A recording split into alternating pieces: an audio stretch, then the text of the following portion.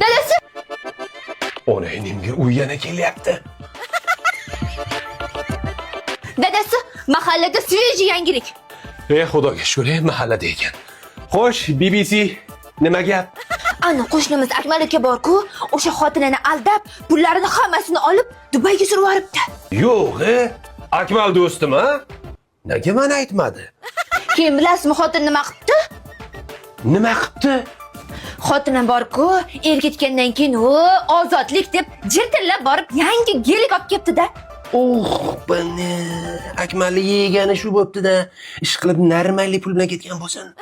Opani ko'rsangiz, shunaqa iplari yechilib, takoy qimmat kiyimlardan olgan. Menimcha hammasi butikniki bo'lsa kerak. Ha, endi puli bo'lgandan keyin oladi-da. Dadasi, gap pulda emas, gap vesta. Opa 150 kilo. Shu vesti bilan 18 yoshli qizlarni lasinasini kiyyapti.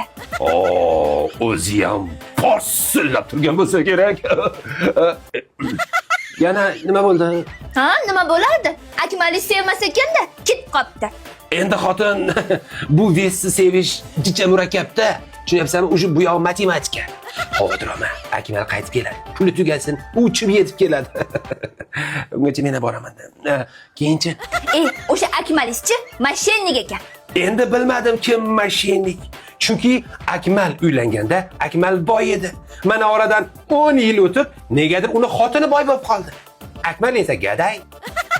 Savol: kim mashinnik? O'rtog'izchi, baribir mashinnik. Xotin, asl mashinnik kimligini aytaymi? Qara. U uzoq vaqt seni ishonchingga kiradi-da. Shirin gaplar aytadi, shirin so'zlar aytadi. Undan keyin u bilan zakisdan o'tasan. Yana uzoq vaqt o'tishi bilan u portlatib ikkita tug'ib beradi. U sening ishonchingga kirib, sekin-astalik bilan naqd va plastik ko'rinishdagi pullarni o'zlashtirishni boshlaydi. Xo'sh, savol: u mashinnik jonivor kim?